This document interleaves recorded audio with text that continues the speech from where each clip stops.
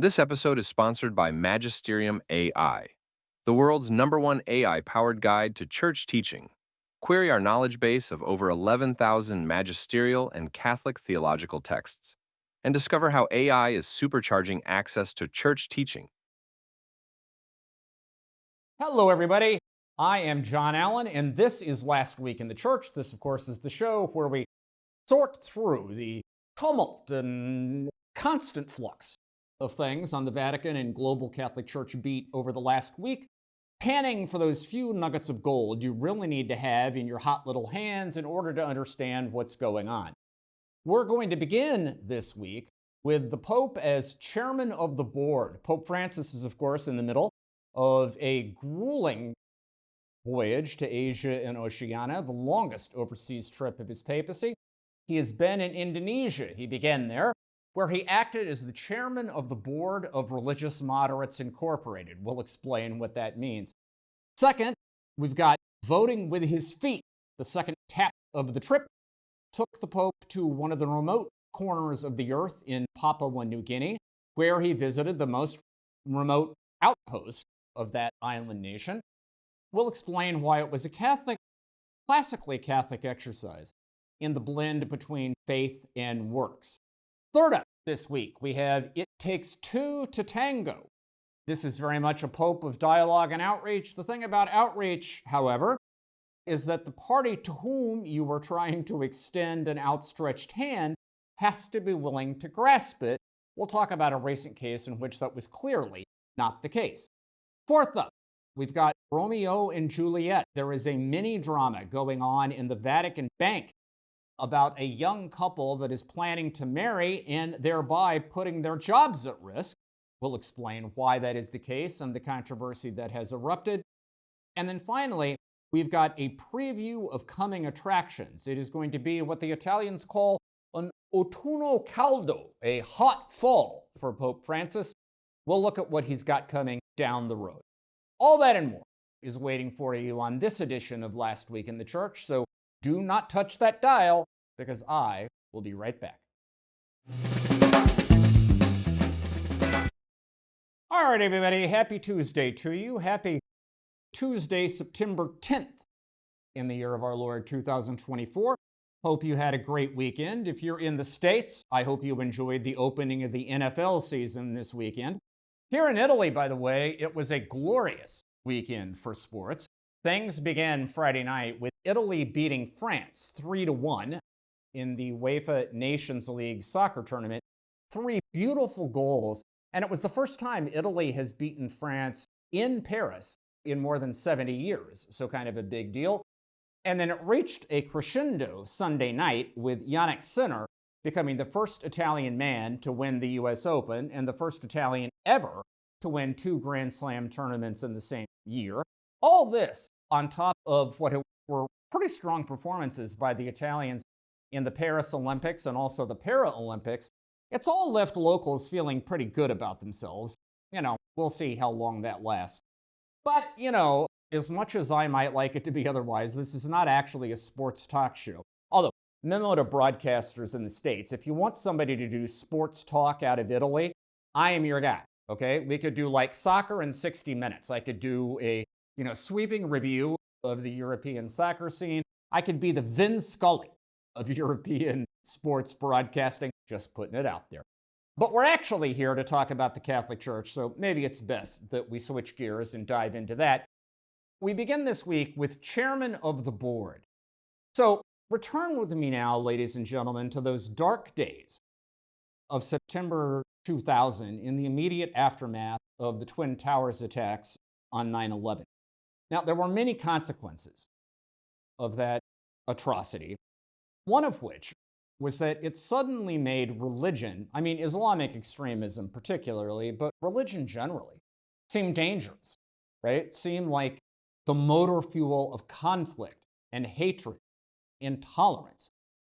And, it led to a kind of climate of opinion in which many people felt it was important to restrict, hem in, surveil, control, like try to keep religion under wraps, lest it become a negative force in global affairs, or an even more negative force. Now, obviously, religious leaders recognized the worrying climate that created. Premier among them was Pope John Paul II at the time, now Saint John Paul, who 3 months after 9/11 convened a summit, an interfaith summit of religious leaders in Assisi. This was January 2002, built upon his famous interreligious summit in Assisi in 1986, in which he called these religious leaders together to form a kind of informal global coalition of mainstream institutional moderate religious leaders who could reject the kind of aberrations of religion that we saw on 9/11 and other expressions of radicalism, and insist that religion is not your problem to the world, but rather that religion is an essential ingredient of your solution. That is, that there will be no peace on earth without the involvement of religious institutions, religious communities, people of faith. That was John Paul's pitch in 2002. I covered that summit. I recall vividly at one moment Rabbi Isaac Singer, who at the time was the head of the World Jewish Congress, he was giving a little talk as one of the other religious leaders. And at one point, he interrupted his prepared text and he turned around and he looked at John Paul II and said, "Only you, John Paul, could have brought us together like this." And then he gave him a smart, crisp salute. It was, in effect, a recognition of a new role being played by the papacy on the global stage, that role being chairman of the board of religious moderates everywhere. And popes ever since, in the quarter century, and yes, it has been almost a quarter century since 9/11, as hard as that is to believe, popes over that span of time have built on that impulse from John Paul II everywhere they go, trying to reinforce and augment this kind of umbrella group, if you like, of mainstream institutional religious leaders who can act as a kind of firebreak against extremism and who can delegitimize violence committed in the name of God. And that brings us to the purpose of Pope Francis's trip to Indonesia. He spent 3 days in Jakarta, the Indonesian capital. Let us recall that Indonesia is actually the largest Muslim nation on earth, and it provides a kind of alternative face of Islam. Typically, we in the West see Islam through the prism of Arabic culture, but in Indonesia, a country of more than 275 million people, you have a much more open, dialogic, tolerant sort of version of Islam. Religious tolerance is actually written into the country's constitution. It's also part of the culture. Sharia law, for instance, despite the fact that more than 85% of Indonesians are Muslims, Sharia law is not enforced by Indonesian courts anywhere other than the westernmost province of Aceh, and even there, the verdicts of Sharia judges are subject to appeal to the country's secular Supreme Court. And in general, most religious minorities in Indonesia would tell you that they enjoy relative freedom and a kind of rough sense of equality. That is, they do not perceive themselves in the main to be second-class citizens. Now, that is not to say that Indonesia is without its problems. We got a reminder of that while Pope Francis was in town.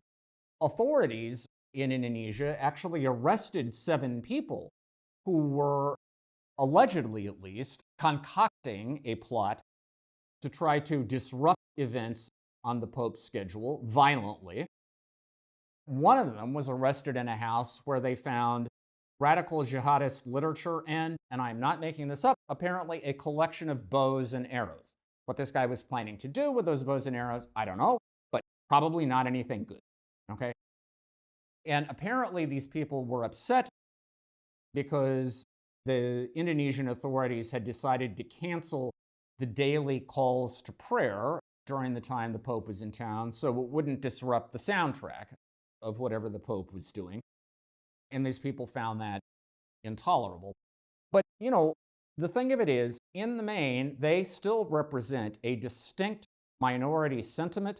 Overall, most people would tell you that the climate, the ethos the internal culture of Indonesian Islam remains quite tolerant. I mean, just two quick footnotes to the papal visit to illustrate this.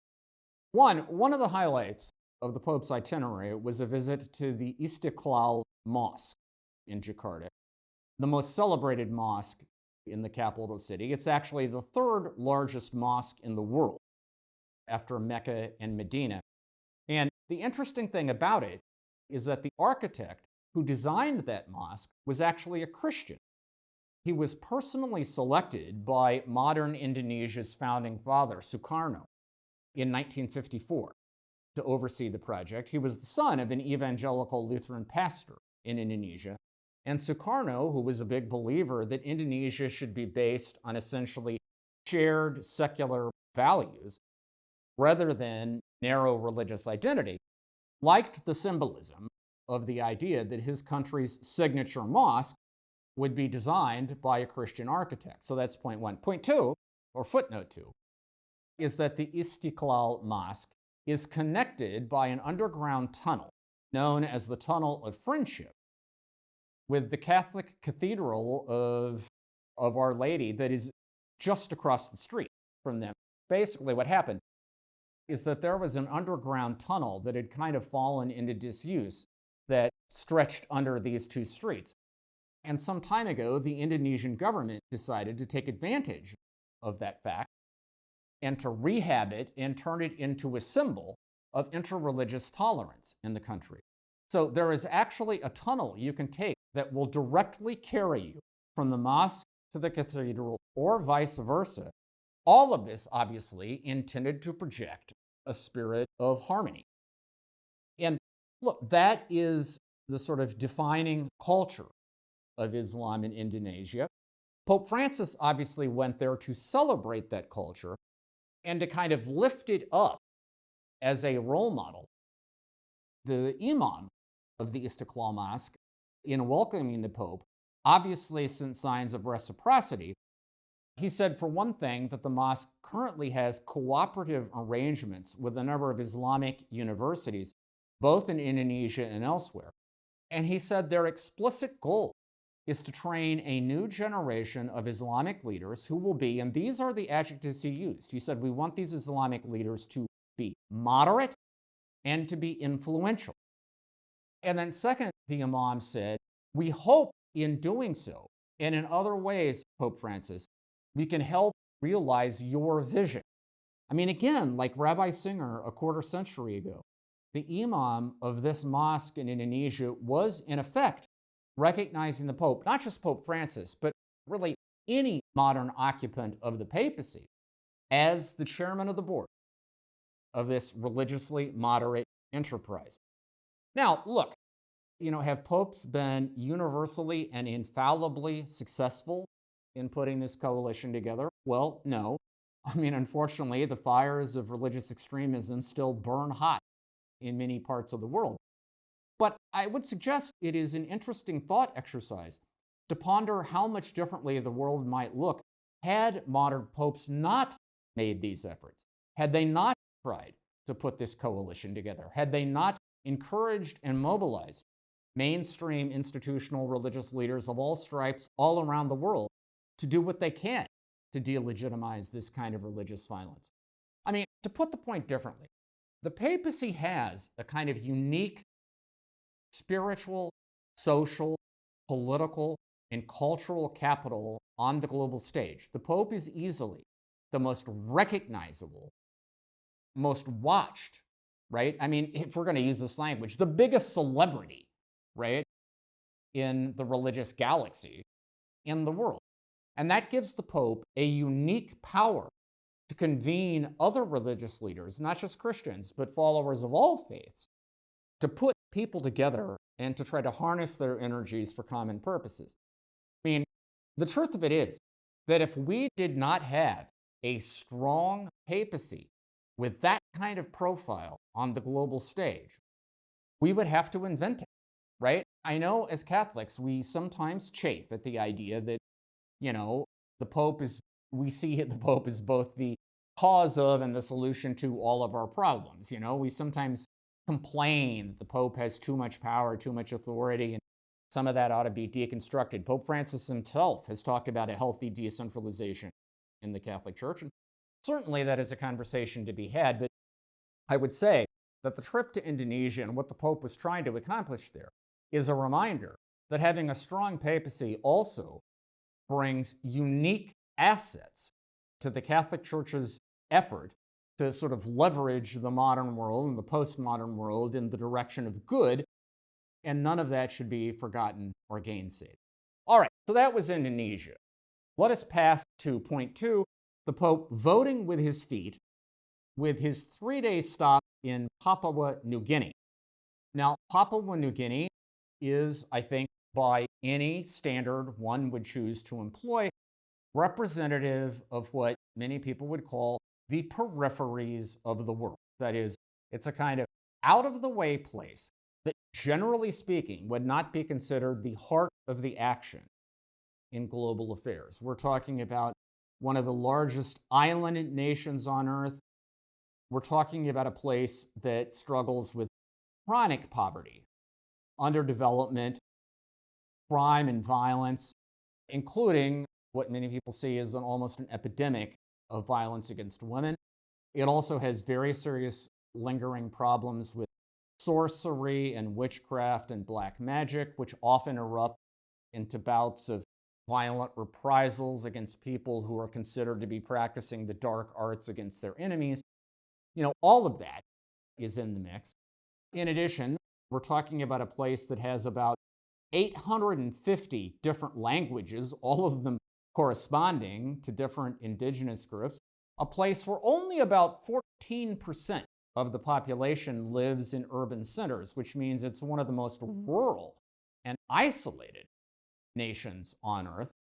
And the Pope sort of captured all of that symbolically when he was in the country by traveling not just to the capital city of Port Moresby, but also intentionally making an outing to Vanimo, which is one of the most isolated corners of Papua New Guinea. It's about 600 miles away from Port Moresby. He had to take a military aircraft to get there. But most people who came to the papal mass, well, I shouldn't say most, but you know how many of them got there? They took out their machetes and had to chop a path through jungle overgrowth because that is the only way to get from point A to point B in this part of the world. Others of them arrived by canoe or, on the back of mules. The ways in which impoverished rural communities move about, okay? And Francis obviously wanted to make a statement by going not just to Papua New Guinea, but perhaps especially to Vanimo. That statement was, at one level, it was a way of recognizing basically the Catholic version of size doesn't matter, right? And no matter how small or isolated a community may be, it is nonetheless precious in the eyes of God. Secondly, I think Pope Francis wanted to go there to pay tribute to Catholic missionaries everywhere, because the only reason there is something recognizable as the Christian faith in this part of the world is because of the astonishing sacrifices that missionary men and women over the decades have made in order to plant the flag of the faith there. And then the Pope had a shout out from missionaries while he was in Vanimo. And I think the third point was he wanted to sort of get a message across about Catholic mission, about what the nature of Catholic mission. So when he came to Vanimo, on the plane that he took to Vanimo, he was carrying with him, not personally, obviously, guys working for the Pope, but nevertheless, they brought 8 suitcases, each one weighing somewhere between 65 to 70 pounds, each one stuffed with food and medicine and clothing and toys for the kids, containers for the food, because this is a tropical climate, that food would go bad pretty much immediately if it didn't have proper storage. He even brought some cassocks for the altar servers in Vanimo. And, this was in addition to the sort of pastoral message he brought, which was very much a message of hope and encouragement about, despite the isolation, us seeing all of us seeing ourselves as part of a broader community, seeing ourselves as in the same boat. In other words, he wanted to bring both material and spiritual comfort to the people in Vanamo. Another way of making that point is he wanted to remind everyone, but perhaps especially Catholics, that mission in the Catholic sense is a combination of both faith and works. That is, you have to attend to the needs of the body and you have to attend to the needs of the soul. Now, the idea that faith and works intrinsically belong together is, of course, a classically Catholic idea. It was, in some ways, one of the dividing lines of the Protestant Reformation. And here in Vanamo, just last weekend, we saw the Pope, in effect, indirectly, without quite saying so out loud, putting an exclamation point on that idea. So in other words, Vanamo was about the Pope of the peripheries delivering a love note to missionaries and also a reminder of what Catholic mission is all about. How much that's going to change the world, I don't know, but I would say it is nevertheless still a classic example of multum in parvo, right? Of big things coming in small packages. Pope Francis, as we speak, is currently in the small nation of East Timor. He is then headed to Singapore to wrap up this four-nation trip before he returns to Rome. As always, we will have full coverage on the Crux site. My wife, Elise Ann Allen, is on the papal plane, traveling with the Holy Father, and providing her usual stellar, star-studded, singular, and scintillating coverage of the papal voyage. So keep tracking that on the Crux site. All right, third up this week, we've got It Takes Two to Tango, which is an appropriate note when you're talking about a pope from Argentina. Obviously, this whole papal trip is about, in some ways, outreach, right? It's about building bridges of dialogue and friendship and understanding and trying to promote reconciliation, overcoming differences, all of that, right? And as such, it is a perfectly noble exercise. One of the titles of a pope is Pontifex Maximus, the great bridge builder, and that is in many ways what Francis is trying to accomplish. But, the thing about outreach is that it can't be accomplished just on one side. For outreach to be successful, what it takes is someone to extend a hand and someone else to grasp it, right? The other party has to be willing to take your hand, not to slap it away. And there are times when that simply is not the case, despite a pope's best efforts. We got a reminder of that point out of Ukraine last week. So to just set the table, Ukraine, under President Volodymyr Zelensky, recently adopted a law banning any religious organization that has ties to Moscow. The Ukrainians argue this is necessary to protect what Zelensky calls their spiritual independence, arguing that Moscow is trying to use religious organizations as a front as part of their broader military and espionage strategy in Ukraine. And so this law says that if you're a religious organization in the country, you have 90 days to break all ties with Moscow or you're going to be banned. Now, the most direct consequences of this measure are for the Ukrainian Orthodox Church, known as the UOC, which is the branch of Orthodoxy in Ukraine, which has traditionally been part of the Moscow Patriarchate. That is, it's been part of the Russian Orthodox Church. Now, 2 years ago, the UOC actually declared its full independence from Moscow, but that hasn't been accepted by many people because that was a kind of an administrative measure. They did not proclaim autocephaly, that is, ecclesiastical independence. And so, theoretically at least, structurally, they remain part of the Russian Orthodox Church. Remains to be seen how this law might actually be applied, but in any event, the Ukrainian Orthodox Church is, I think it's fair to say, feeling threatened. Now, this measure in Ukraine has aroused international criticism on the grounds that it amounts to a violation of religious freedom and also a form of collective punishment. That is, you're punishing a lot of Orthodox believers in Ukraine who aren't part of any Russian military strategy. They just want to be able to worship according to the traditions of their ancestors, right? And in theory, at least, you are denying them that, what many people would argue, ought to be a human right. Okay. Among those critics has been Pope Francis. Immediately before he left on this trip, he used his Sunday Angelus address to directly engage this new law in Ukraine. And he said, please don't criminalize the way people pray. His phrase was hands off the churches. Don't touch the churches. So clearly came out on the sides of the critics of this law, which you might think would win him friends in the Ukrainian Orthodox Church and in the broader Russian Orthodox universe. However, the first immediate reaction we had came from an Orthodox Metropolitan Luke in Zafrania, which is the town in eastern Ukraine that has the Russian-occupied nuclear power plant. Metropolitan Luke, who was a leader in the Ukrainian Orthodox Church that traditionally has been part of the Moscow Patriarchate, he convened a diocesan assembly to consider their options. He ran through four, okay? One was just affiliating with another branch of Orthodoxy in Ukraine.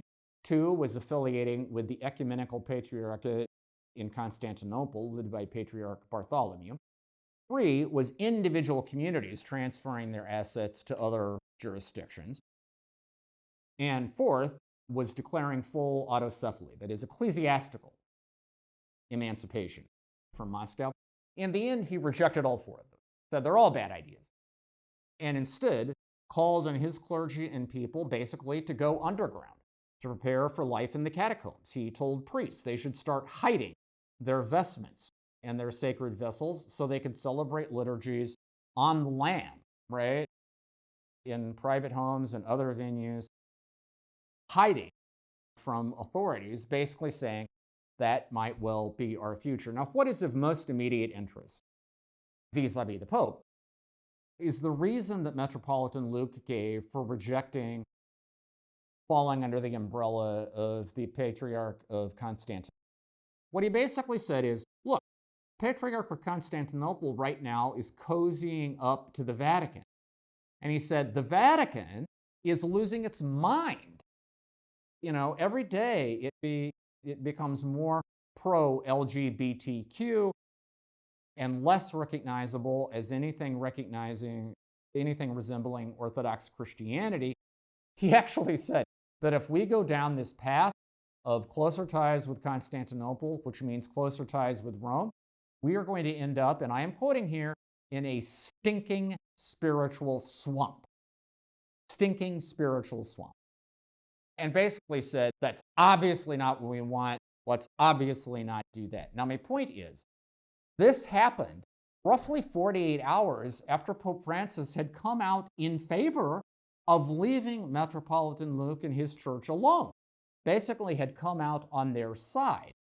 What this all is a reminder of is, and let's be clear, Metropolitan Luke doesn't necessarily represent everyone in the Ukrainian Orthodox Church, certainly doesn't represent everyone in Russian Orthodoxy around the world, but what he does represent is a kind of hard edge to Russian Orthodox sentiment that is simply never going to accept any kind of détente with Rome because the historical animosities and suspicions simply run too deep.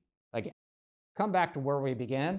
Dialogue, outreach, reconciliation, healing, these are all marvelous things. But for them to actually happen, it takes two to tango, and even an Argentine pontiff can't always find that tango partner. For this week, we have Romeo and Juliet.